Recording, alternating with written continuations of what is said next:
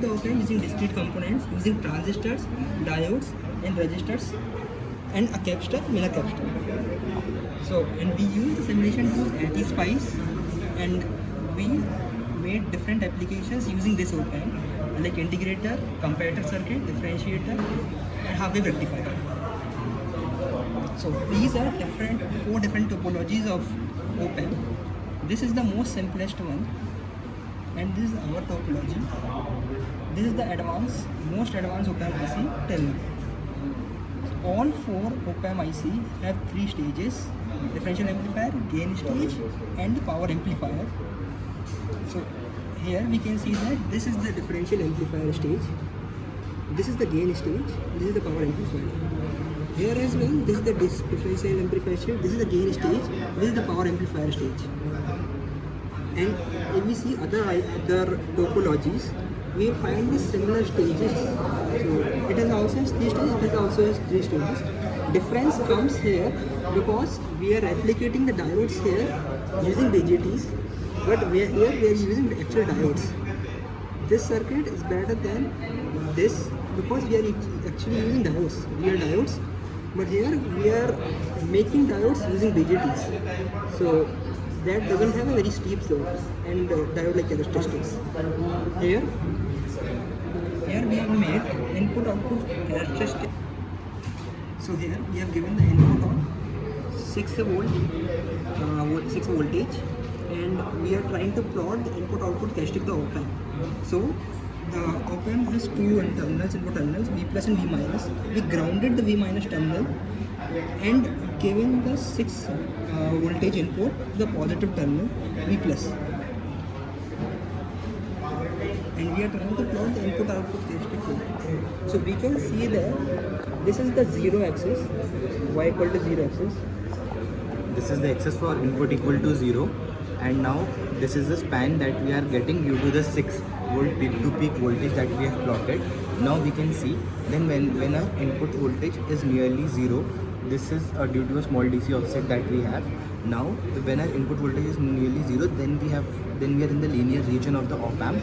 Otherwise, if our input voltage is just greater than 0 or just smaller than 0, we touch the rail. Now this is due to because the general formula of an op-amp is A times, which is the open loop gains, times the differential input. Now since we have grounded the negative terminal, a differential input is equal to the input that we implied. Now since A is very large, now it requires only a small value of V input to make it reach to the railing. So that's the characteristic plot of the op-amp that we are observing here. Now we have made the same circuit using that UA741 IC, which is the traditional op-amp that we have been using. Now for this we are giving input, we have grounded one of the terminals, which is V minus, and we have given input at the V plus, and we are measuring the output. So basically we are measuring the input versus output characteristics of the op-amp. So now this is the result we are getting. It's more or less a similar result that we are getting for a small region of voltage. It is in the linear region, otherwise it is going to peak to peak. Now this is the same result as we have observed, but due to this very high slope, we can't measure the open loop gain because of the resolution of the op-amp. Thank you.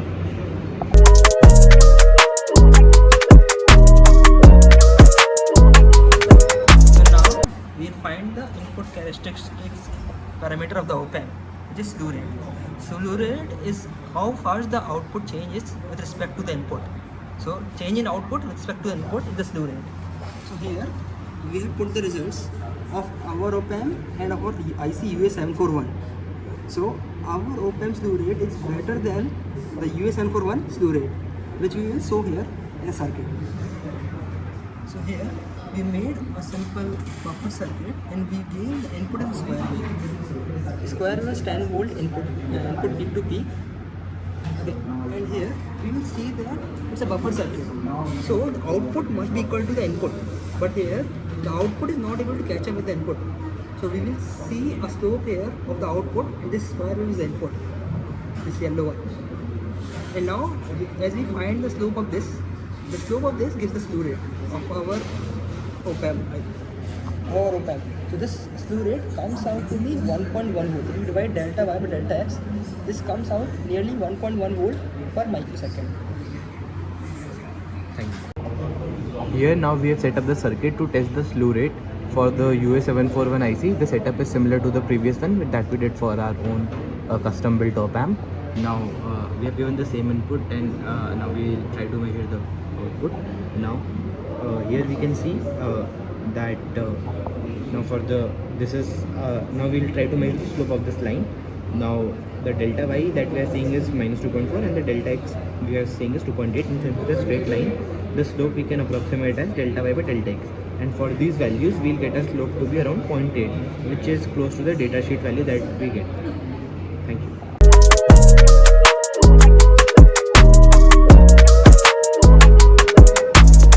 So now we will show the buffer circuit made using our custom op amp.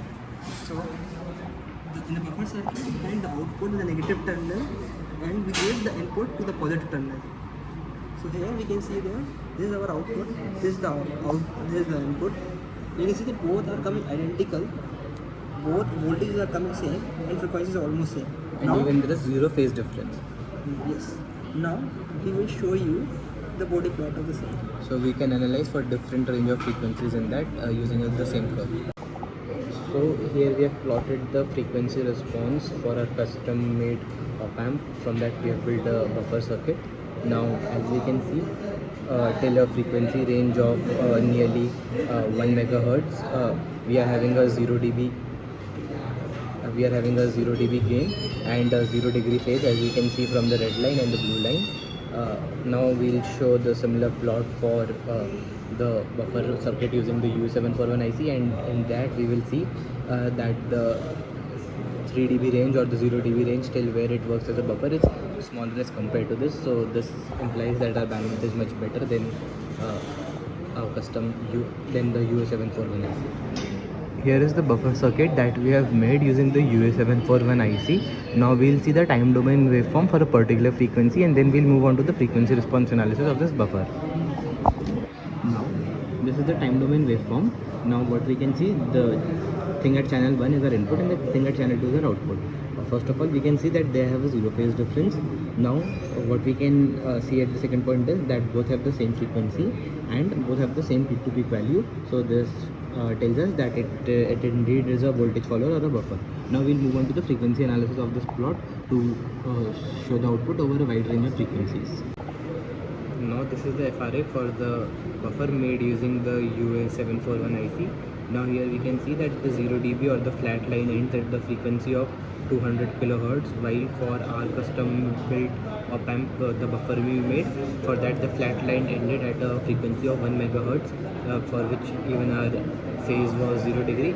So in terms of bandwidth performance, our op amp performs much better than the UA741 IC.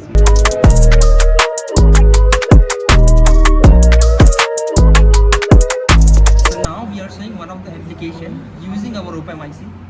So this is a precision half wave rectifier we made using our op amp IC. So here, when the voltage, the positive terminal is negative, so this circuit is open and this diode is in reverse bias. So because this diode is in reverse bias, there is no current flowing through this.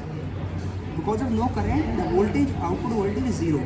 But as the input voltage rises to the positive, this diode turns in a forward biasing and the op amp comes in a negative feedback loop. So because of the negative feedback and a unity buffer gain, the circuit, the op amp IC follows the input voltage. So Vout equal to Vin when the Vp is positive, and when Vp is negative, the output is zero. Yeah, it turns on when A times V input is greater than the cutting voltage of the diode. So here we have given the input of 10 volt peak to peak and 100 hertz signal. So here we can see the output of precision half wave rectifier. So we can see that when the input is negative, the green line, that the output is zero, and in the positive input cycle, the output is following the input. It perfectly overlaps. Yes. And now this is we'll at change 100 the hertz frequency. Now you change the frequency.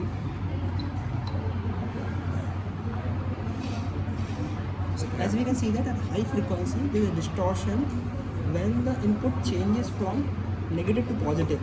This distortion is coming because of the slew rate, and because this is coming because of the fact that diode needs time to convert from reverse saturation to the forward saturation.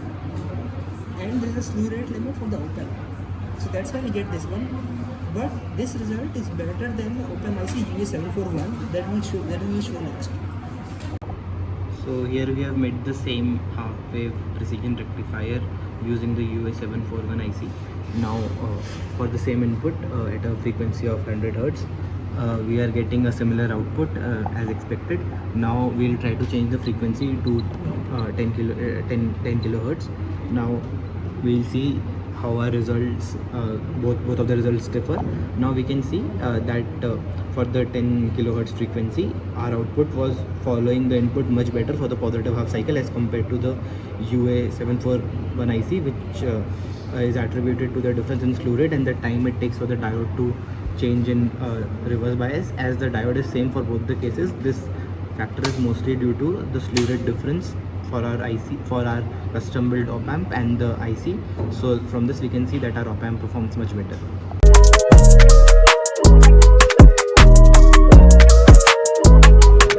So here we made an inverting amplifier using the op-amp IC. So we can see that the input waveform here, input waveform is of 100 millivolt and the output waveform is amplified by 80 times and it's inverted. So you can see the 180 degree phase shift here. Now we will show the same thing using our custom IC. But before that, we first like to plot the FRA of this and then FRA of our IC, so that we can compare the bandwidth of it. And we can see that the resistance that we have used is 120 and 1.5 kilo ohms, so that our gain comes out to be 120 by 1.5, which is equal to 80, a gain of 80, and which is reflected by the peak to peak value that we are getting 100 millivolts and 8 volts. Now here we can see the flat line is giving us the maximum gain that we are getting is a 38 dB, and now we'll plot the 3 dB cutoff. So 38 minus 3 is nearly 35 dB. So for 35 dB, this is a cutoff frequency we are getting at a 15 kilohertz, and we can even see that 38 dB is corresponding to a true gain, which if we plot it, 38 dB corresponds to 79.4 gain, which is approximately the 80 gain that we are getting. So this is the output of the inverting amplifier using our custom IC. So here's the input, here's the output. Using the same inverting amplifier circuit, we observe the same gain, same 180 degree offset, and the frequency is 1 kilo that we set here. Now we will show the FRA using our custom made op-amp IC. Here we can see that for the flat line, that is the gain that we are getting, that is a 38 dB. Now we'll see what is the 3 dB cutoff.